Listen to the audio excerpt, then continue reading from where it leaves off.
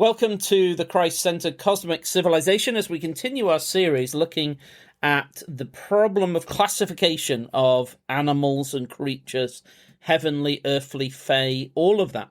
And I'll just begin again by way of introduction, the difficulty of classifying angels, what we can comfortably classify in a heavenly category as those creatures of the highest heaven who would normally live in or be sent from the highest heaven. One tradition would say, we'll ask PJ again from the Global Church History Project to help us with this, but there is a tradition that simply groups them all within the same species and says they are all of the same species. So that'd be like saying that there are many kinds of dog, but they're all dog. So one tradition does that, but there is another tradition that would say, no, there are many different species of angel. So then it'd be like dogs, cats, eagles, bulls, variety of species and different kinds within the species. So that way the heavenly creatures are just as diverse in species as, say, earthly creatures are diverse in species. And it seems like there's a bit of difficulty, in people going, let's just call them all one species. Or those that are saying, well, hang on, you can't be doing that. What would your perspective, and what have been different approaches to that in church history? So it's had a bit of a resurgence. So that was very strong sort of in very ancient times. And then it's had a resurgence. What was very strong in ancient times? The idea that they're all different. These different creatures, species, many different species, right. And that's taken up a bit recently because a lot of people have noticed in the Bible, the word angel only ever describes something like a human. Sometimes because Gabriel's just called a man. And he's only ever called an angel. In the Old Testament, he's just called a man. In the New Testament, then they clarify, he's an angel. So an angel, using the word sort of biblically and specifically, refers to this very sort of humanoid, to the point where you could mistake an angel for a man. And we're told people do that in the New Testament. And we see it happen in Acts, personally, but then we're always told, always be hospitable because it could be an angel. So it's like a man who's just in spirit, like a spirit, entirely composed of spirit, but otherwise just a man, and you can just mix them up. Whereas cherubim, very different, and there's different kinds. You got the tetramorphs, you got those four, and they have 4 faces. Yeah. They're very strange, very unique, but then either one of them has a face of a cherub or each of them has one face of a cherub. It depends on the translation. But whichever way it is, that means that all cherubim do not look like them. There's one that does, that looks kind of regular for a cherub, which still Ezekiel finds incredibly a strange sight. But then, within that, there's a subspecies that can look like loads of different things. And each of the tetramorphs might be their own species. If you have it there, they each have their own head. Or if it, they could be incredibly strange things. So that's something to keep in mind. And then seraphim seem to be totally different as well. They're entirely serpentine. And fiery. Yeah. Yeah. It might be that the devil was a seraph. There's a big tradition of that, and I think the way the Septuagint translates the story of the king of Tyre does make it sound like in the Septuagint it's that the devil appears to be a seraph who was ejected from the garden by a cherub. Yes, yeah, makes sense. So it's a bit different wording in that from a lot of Bibles we're used to. But anyway, so that's just to say those are 3 categories you can see in black and white. You also have the ophanim, the wheels. You've got thrones, and you've got maybe power means cherub, because the word cherub does kind of mean power. So when you get powers in the New Testament, maybe that means cherubim. It's hard to say, but you can see the Bible never uses the same word for either one. It's very specific. Like an angel is this thing that looks quite regular, although sometimes you can catch an angel and it looks like it's made out of crystals and things like that. And so then that can be like, oh, right, this is quite a powerful person. But often they just look very mundane. is an angel. But actually, archangels are able to see the face of the Father, which is like a very rare thing. And they must do so through the power of Christ. We know no one can do apart from Christ. So, but that means they're incredibly high ranking. So just because they're high ranking because they look like humans. If we're in the image of God, it's that way round. And so people find them the least strange and they're like, oh, well, it's just an angel there. So people often, when they try and think, oh, what's the hierarchy of them? They often put angels at the bottom.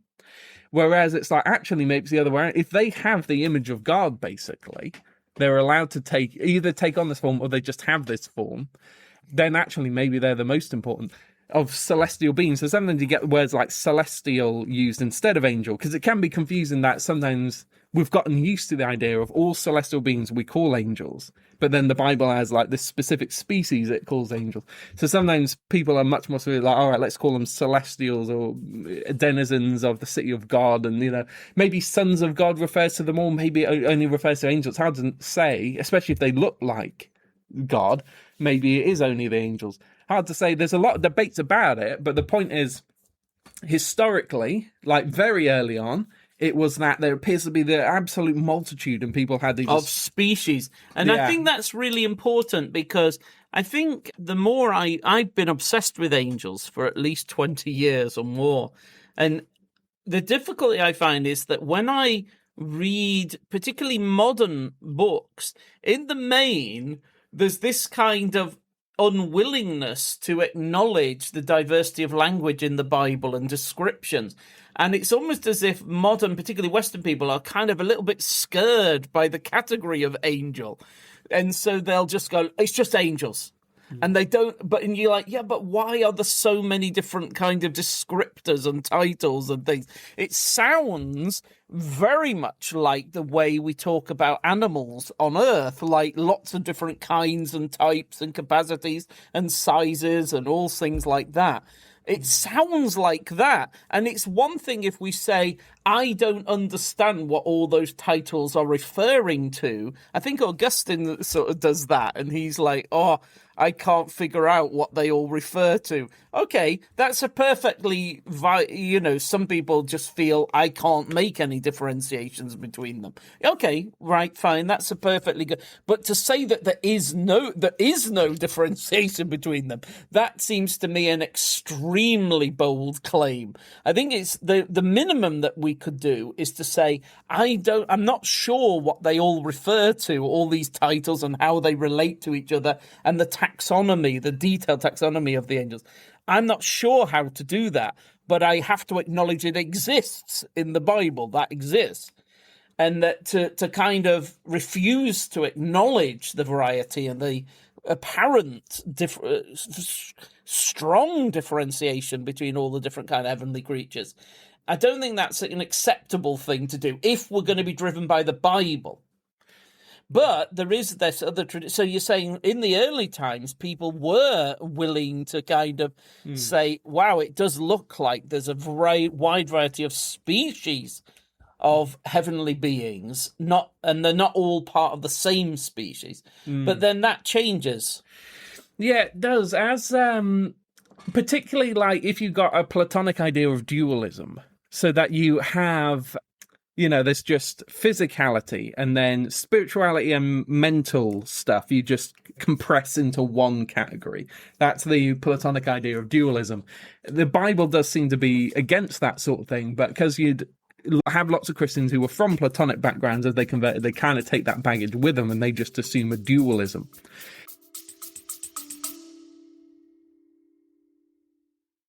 This podcast and all my work depends entirely on donations. It's only through your support that all this research and teaching can be free for so many. If you're in a position to help, please consider supporting the mission by giving to the Biblical Frameworks charity. Find out how at biblicalframeworks.com and look for the Give link. Thank you. When you have that, people then wanted to categorize angel quite simply so it fit into a nice, easy definition. And they would say it's basically a rational or sapient being that is spiritual and a human is one that's mundane. So if you just have the mundane and spiritual, everything's just fits into two categories, and all an angel is that. So then they just compress all the various celestial beings into just angel, because they've decided that's the real one, or that's the most sort of obvious example of this. So they're just like, just angel is all of them, and all the apparent diversity of celestial beings, they're just talking about angels. And sometimes an angel just looks like it's on fire sometimes, because they just don't comprehend it, because it actually only exists in the mind. So they just can make up stuff, and it's like they're hallucinating or something. And that again just totally does not represent what's in the Bible. But you can see that people who were coming from Platonism, and the idea of Platonism was that you're trying to get rid of all these myths and all these, extra stuff, to just have everything as simple as possible, so that for everyone can just figure out everything about the divine and everything just on their own. And the idea you've got like rolling tradition of, this is what the prophets say and all of this. It's like, no, get rid of all that. Each person has to individually figure it all out on their own. So you just make arguments that begin and end with yourself, really, for God and for other beings and so on. So for that, it's all about just trying to get rid of loads of clutter. So you just have like, that, and then you're like, well, you could imagine then, because if you just think of a person like we think and we do, so you don't really experience spirit if you're not concentrating on it. So that you can see why they compress spirit and mental capacity into just one thing. But that's obviously not biblical, but you can see that they do it.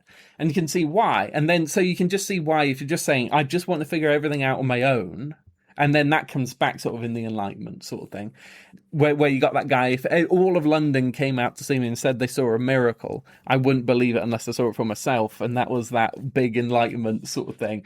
That sort of thing, it's just got to begin and end with you. You can see why people fall into dualism, because it's easy to just think and act, but, what does it mean to live in spirit and all of this stuff? That's harder to figure out.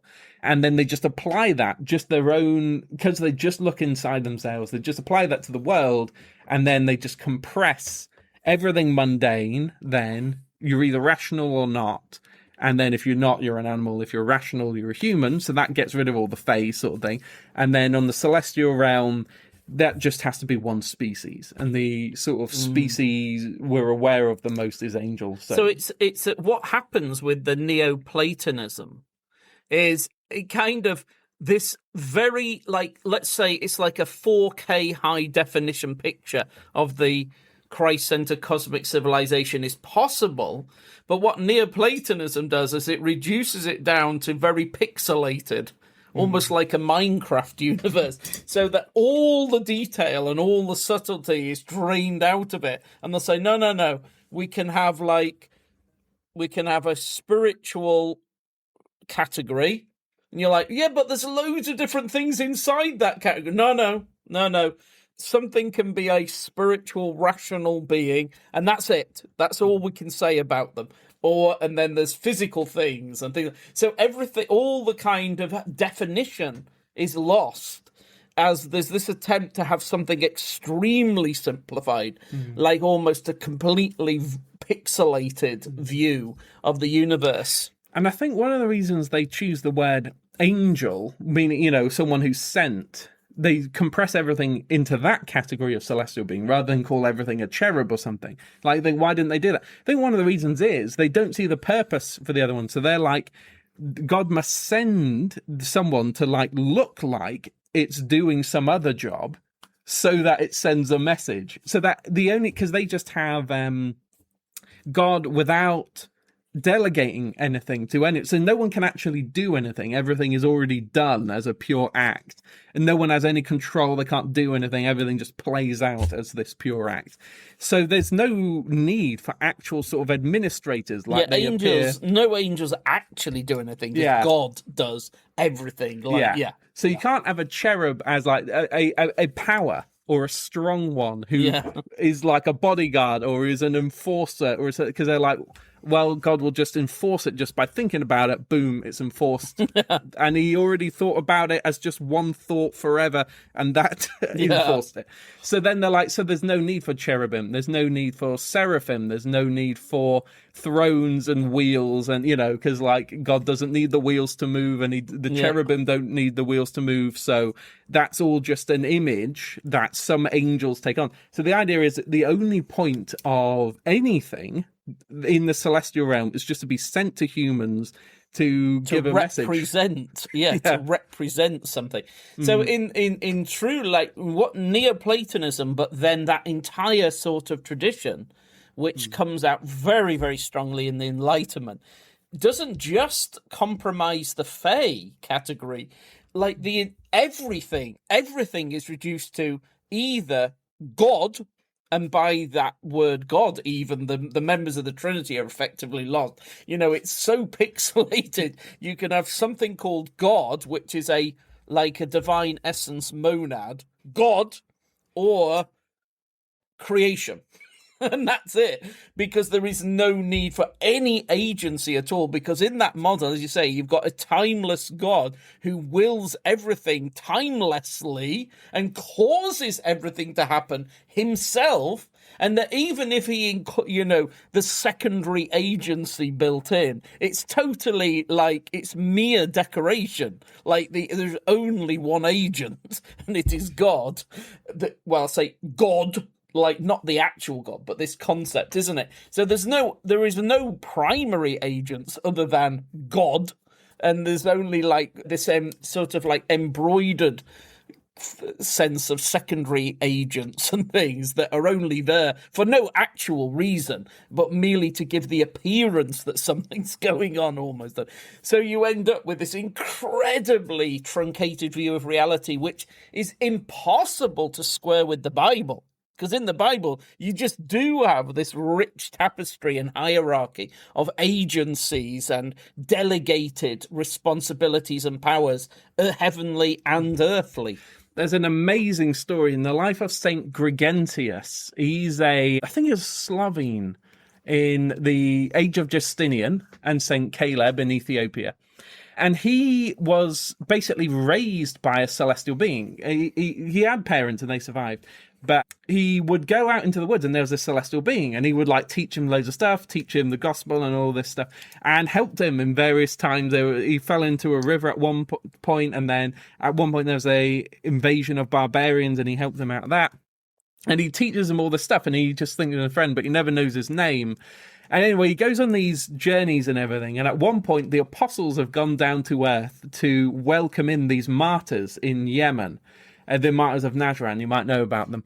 And then this guy, he hasn't seen... So Gregentius has gone on all these wonderful missionary journeys, and he hasn't seen this guy for quite a while. And so he asks Peter, he's like, who is this guy? And he says, I don't know. He goes over my head. Like, I've been in heaven for like 500 years. I still don't know. I'm still not. That's above my pay grade. And he said he's actually quite frightening. Don't try and find him again. Like he can do terrible, frightening things, like all for good, and he's all working for God. But he's just like, no, honestly, if you don't see him again, it's probably a good thing. So don't worry. Just focus on Jesus. He's in charge of it all. He can go straight to the top. But just that there was an actual an agent or something, like some celestial being who was like an agent, and he didn't fit into any category of whether he was an angel or a cherub or whatever. He was just like, and he asked Peter, and he's just like, I don't know. Peter's like, no, yeah, I don't know. There's like some of these agents that are sent out, I don't know. They're just like terribly powerful, and it's not for me to worry about. Yeah, that fits perfectly with the Bible. And in Daniel, where you've got this sense of praying for things, and then 3 weeks later, angels turn up and they've been involved in all sorts of rigmarole behind the scenes. And it's like, what? And it's not really explained. It's like, you don't need to know. But anyway, yeah. So the reason we mention all that is it's just, again, to highlight this problem of classification, and that classification of creatures is a big theological project. And it involves deep decisions about the fundamental nature of reality, how we go about knowing it, how confident we are about what we think reality's like, whether it's worth even trying to classify creatures and so on. Now, John of Damascus, let's turn, because we've been on the theme of dragons, and we've seen that I think when we think about the dragon rulers, to me it sounds like they're somewhat fae-like, that there's something almost spiritual about them. They're not straightforwardly an earthly creature, if only because they have great intelligence and speech and administrative skills. They do sound like somewhat celestial, I don't know. But John of Damascus, he's like sometimes called the last of the church fathers, because he lives at the time, he's like 100 years after Islam. And he's in Damascus, John of Damascus, that gives the clue. And he's in the court. His father works for the Islamic colonizers and the overlords. And then he himself takes on such a role, working in the political administration and legal administration under the Islamic colonizers. And of Ibn Malik, isn't it? And so on. That's correct? Abdul Malik. It's Abdul Malik. Yeah, Abdul Malik. Hmm. And he's part of that setup. And so he's debating with what are not at that time called Muslims. They're not even called that. And there is apparently, he doesn't seem to be aware of a single book called the Quran, for example. He's aware of different documents or different teachings and things, that some of which correspond to aspects of what is today called the Quran, some are not so much. He never calls them Muslims, because at that stage they don't seem to have been formalized into this kind of separate religion. He perceives them to be a Christian heresy, actually, and that there's some kind of Aryan heresy who have misunderstood the deity of Jesus and things like this. Anyway, that's him. That locates him in this place. So, but he's written this thing called the Fount of Knowledge, which is a great Christian kind of compilation of theology up to his own time, and he writes a thing where he lists all the heresies that churches had to deal with, and the 100th one is this new one, which we would call Islam, but at that time it doesn't seem to exist in that quite formalized way. Anyway, in his writings, he deals with dragons. And how does he classify dragons?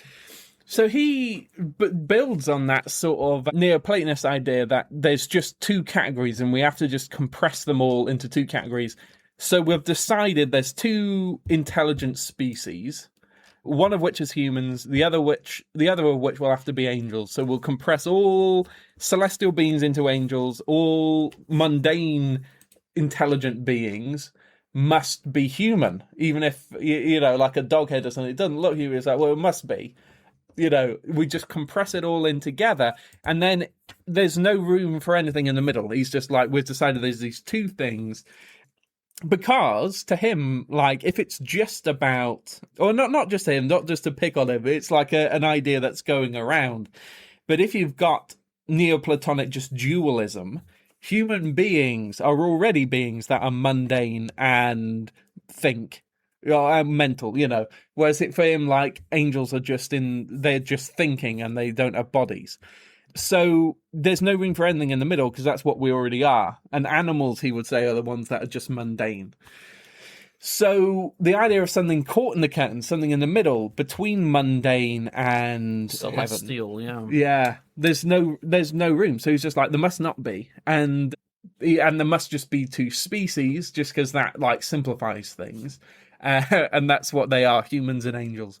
So he just says that. So when he gets onto dragons, he says they must just be animals. And they must not really be able to think. Maybe they're like parrots or something, but they can't think and speak, in the way where they can't be rational just because he's decided the definition, or not him again. It's again he represents his period, and even he admits that what he's doing is compiling thought of his time and passing on wisdom and so on. So but he is very much, in one sense, defined by that Neoplatonic outlook. Yeah. So then he does say that humans are already that category, so there's no room for fate, and then dragons just must not be rational, no matter how many people report they've seen them acting rationally. They've seen them. Yeah. It's just like they can't be, because a dog head, you could imagine just someday someone gets born with the head of a dog. You can imagine that. Whereas, how would you get to a dragon? He just doesn't see it as possible. So, and the idea that spiritual. So when you've got in those early Acts of the Apostles we talked about before, not the biblical Acts of the Apostles, but early stories of what they did, where you've got the idea of descent, where you got a totally celestial dragon that then has fey children, and then the fey ones might have mundane children, so that things cross over. If you've got body-mind dualism, and that's your entire universe, it's just body-mind dualism, that can't make sense. You can't have a mind take on flesh, basically, apart from, he would say Jesus was just like a mind, and then he became flesh. But, then that's the miracle of it. It happened, it's this singular occasion. So the idea of things moving from celestial to mundane slowly, like draconic genealogies do, he has no room for that either. So he's just like, the only way this makes sense is just to deny any intelligence in dragons. They must just be animals. So, in effect, he classifies them as kind of just a form of lizard. Yeah. So, in a way, he's very much like where a lot of modern Christians, I suppose, do that. Because sometimes when I read about Leviathan in Job, I've actually heard that Leviathan classified as a hippo, not even a lizard. But it's a very weird thing. Or Behemoth, perhaps they have as the hippo, and they'll have Leviathan as a crocodile. So, and of course, a crocodile nowhere near fits the description of Leviathan in Job. But it's a similar thing, isn't it, where you're saying, well, it's like if the only tool I've got is a hammer, then everything is a nail. So because I've got to do. So it's that kind of if the only tool I've got is a lizard. So it doesn't matter what the descriptions are in the Bible or from church history or from any histories. It has to be a lizard. Right, so it's a lizard. And you go, but hang on, it doesn't fit a lizard. It's nothing like just an ordinary lizard. It must be a lizard.